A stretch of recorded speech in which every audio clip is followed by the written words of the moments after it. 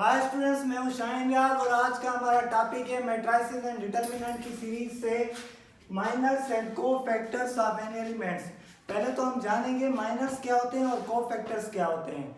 ठीक है, इससे पहले मैंने आपको डिटरमिनेंट लास्ट वीडियो में समझा दिया था। अगर आपने वो वीडियो नहीं देखी तो वो जाके लाजमी देखें, क्योंकि इसका कॉन्सेप्ट थोड़ा उनसे मिलता है।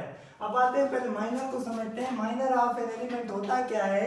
Minor of an element A I जे मतलब यहाँ पर रो और कॉलम की बात हो रही है। Of a matrix A is the determinant of a square सब मैट्रिक्स। तो ये हमारा basically determinant of a square सब मैट्रिक्स होता है माइनर ऑफ एन एलिमेंट। ये ऑब्टेन कैसे होता है हमारा? या तो हम डिलीट करते हैं रो को और डिलीट करते हैं कॉलम को, तो ये हमारा ऑब्टेन होता है। ठीक है, उसके बाद आते हैं और इसको डिनोट कैसे करते हैं? एम आई जे। ठीक है, रो और कॉलम की फॉर्म में, और ए आई जे हमारा एलिमेंट को शो कर रहा है, किसी भी एलिमेंट को। ठीक है, अब चलते हैं देखते हैं कि हमारा माइनर क्या होता है। ठीक है, माइनर तो आपको समझ आ गया। अब कोफैक्टर क्या होता है? कोफैक्टर ऑफ एन एलिमेंट, किसी भी एलिमेंट का कोफैक्टर क्या होता है? ए आई जे हमारा कोई भी एलिमेंट है ऑफ अ मैट्रिक्स ए। ठीक है, एक मैट्रिक्स ए है, उसका एलिमेंट ए आई जे, तो उसका हम क्या कहते हैं? कोफैक्टर। वो कैसे डिनोट होता है? ए आई जे की फॉर्म में, और इस defined as A I J is equal to -1 I मतलब row plus column M I J. जहां पर उस एलिमेंट की पोजीशन होगी वहीं पर मैं वो नंबर ऐड कर दूंगा। अगर वो पहली रो में और दूसरे कॉलम में है तो यहाँ पर आएगा 1 + 2, और यहाँ माइनर आपने मल्टीप्लाई कर देना है, तो ये इसका कोफैक्टर बन जाएगा। अब इसका मैं एग्जांपल कर लेता हूँ जिसमें आपको समझ आ जाएगा कि माइनर क्या होता है और जो है कोफैक्टर हम कैसे फाइंड करते हैं मैट्रिक्स की फॉर्म में। लेट हमारे पास ये ए मैट्रिक्स मिला हुआ है, तो मैं इसको एक एग्जांपल ले लेता हूँ ऐसा। ठीक है, लेट ए मैट्रिक्स हमारे पास ये है स्टैंडर्ड फॉर्म में जैसे होता है वैसे ही है। तो ये पहला एलिमेंट होता है तो A11 कहते हैं इसे, और ये A12 A13। ठीक है, उसके बाद ये हो जाएगा 21 A22 और ये A23 A31 A32 और A33।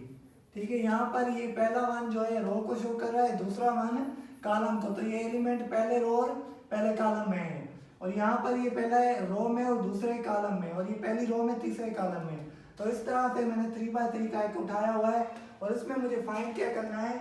Minor of 1 2। ठीक है, 1 2 का जो माइनर है मुझे फाइंड करना है। एलिमेंट जो माइनर 1 2 पे खड़ा है मुझे उसका माइनर फाइंड करना है। उसके बाद जो है कोफैक्टर फाइंड करना है A12 का, मतलब सेम ही कोफैक्टर भी मुझे उसका वही फाइंड करना है। और M31 इसका मुझे माइनर फाइंड करना है, और A31 इसका मुझे कोफैक्टर फाइंड करना है। तो पहले मैं क्या कर लेता हूँ? माइनर फाइंड करता हूँ। तो माइनर जो हमारा होता है एम आई जे, वो इक्वल होता है माइनर ऑफ एलिमेंट। ठीक है, माइनर ऑफ एलिमेंट जो है हमारा कौन सा है? यहाँ पर मुझे पहले कहा गया है M12, तो ये A12 का मैं यहाँ पर माइनर फाइंड करूंगा। अब माइनर में क्या होता है? सेम मेथड है हमारा। यहाँ पर हम क्या करेंगे? इसको डिलीट कर देंगे एक कॉलम को। उसने बताया हुआ है कि ऑब्टेन कैसे होगा, डिलीट कर देंगे ith row and jth column, मतलब एक रो को और एक कॉलम को। तो यहाँ पर मैंने ये A12 उठा लिया और इसको मैं डिलीट कर दूंगा और इसको डिलीट कर दूंगा। तो यहाँ पर बचेगा A21। ठीक है, उसके बाद A23 और A31 और लास्ट में A33। तो ये हमारा सिंपली इसका माइनर हो जाएगा।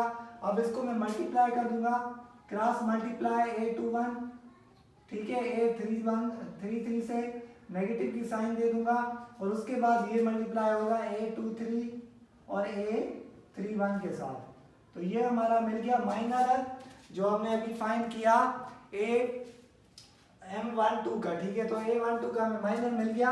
अब यहाँ पर मैं M12 यहाँ मैं फाइंड कर चुका हूँ, तो M12 फाइंड हो गया। तो अब A12 कैसे फाइंड करूँ? कोफैक्टर ऑफ एन एलिमेंट वो कैसे फाइंड होगा? मुझे क्या करना है? यहाँ पर -1 को मल्टीप्लाई करा देना है। ठीक है, -1 की पावर। ठीक है, कौन सा रो है? 1 रो, और कॉलम कौन सा है? ये मैं पावर में दे दूंगा उसके एलिमेंट की, और यहाँ पर माइनर को मल्टीप्लाई करा दूंगा जो माइनर मुझे मिल गया। अब ये माइनर मिला है तो यहाँ पर मैं ये माइनर मल्टीप्लाई करा देता हूँ। A21 A33 -A23 और उसके बाद A31। ठीक है, अब ये आपको कोफैक्टर भी मिल गया। अब आते हैं सेकंड पे, हम A31 का माइनर फाइंड करते हैं। तो M31 का माइनर फाइंड करेंगे कैसे, यहाँ पर माइनर ऑफ एलिमेंट, कौन सा एलिमेंट है हमारा, A31। तो A31 मतलब तीसरी रो और पहला कॉलम ये एलिमेंट है। तो यहाँ पर मेरी अगर मैं इस एलिमेंट को उठाऊं तो ये कैंसल और ये भी कैंसल, तो बचा मेरा क्या, A12। ठीक है, उसके बाद यहाँ पर बचा A13 और A22 और A23। अब मुझे क्या करना है, क्रॉस मल्टीप्लाई कर देना है इन दोनों को। अब A12 मल्टीप्लाई होगा A23 के साथ, नेगेटिव की साइन दे देनी है, A13 मल्टीप्लाई होगा A22 के साथ। तो ये हमारा मिल गया माइनर ऑफ 31। अब चलते हैं कोफैक्टर ऑफ 31 कैसे फाइंड करें।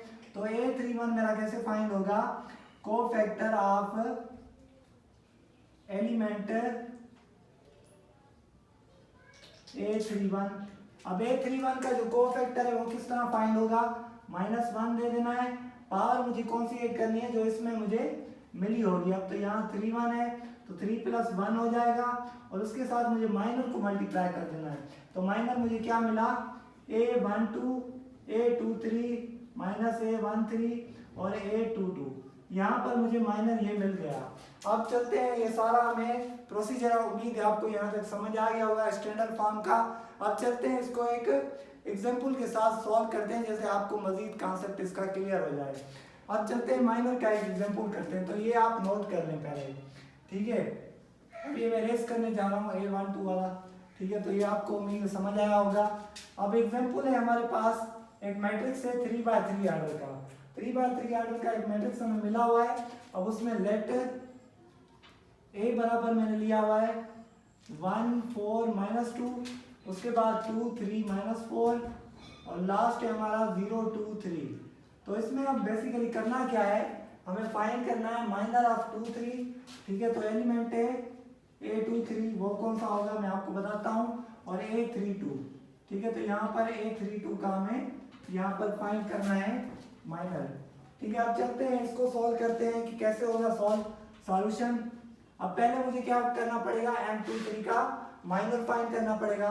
तो M23 मतलब यहाँ पर दूसरी रो और तीसरा कॉलम, ठीक है। तो दूसरी रो हमारी ये है और तीसरा कॉलम ये है। तो ये एलिमेंट हमें इसका हमें माइनर फाइंड करना है। तो ये -4 का हम फाइंड करेंगे, तो ये कैंसिल हो जाएगी और ये वाली रो भी कैंसिल हो जाएगी, ये कॉलम और ये रो कैंसिल। तो यहाँ पर बच जाएगा जो हमारा M23 हमारा इक्वल हो जाएगा 1402 के, ठीक है। तो यहाँ पर क्या होगा, अब सेम मेथड क्रॉस मल्टीप्लाई कर देना है, 1 × 2 ये 2 हो जाएगा, 4 × 0 ये 0 हो जाएगा। तो माइनर ऑफ जो हमें 3 मिल गया वो सिंपली हमें 2 मिल गया, ठीक है। अब मुझे A32 का कहा गया है, तो 32 के लिए पहले मुझे माइनर ऑफ 32 फाइंड करना पड़ेगा, फिर मुझे जाके कोफैक्टर मिलेगा।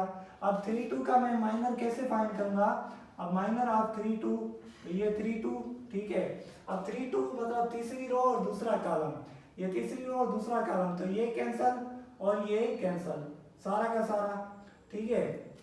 ये लाइन भी कैंसिल हो जाएगी और ये वाला भी कैंसिल हो जाएगा। तो बचेगा 1 -2, उसके बाद 2 और -4। तो ये मैं अभी रेस कर दे रहा हूँ जैसे आपको ये साफ दिखे। अब 1 -2 और 2 -4। अब इसको क्या करना है, मुझे क्रॉस मल्टीप्लाई करना है, 1 × -4 तो ये -4 होगा और बीच में नेगेटिव की साइन आएगी, और उसके बाद -2 × +2 तो ये -4 हो जाएगा। अब क्या करना है मुझे, ये -4 माइनस ये +4 हो जाएंगे। तो यहाँ पर नेगेटिव और पॉजिटिव खत्म, तो ये 0 बच गया। तो माइनर ऑफ 32 मुझे मिल गया 0।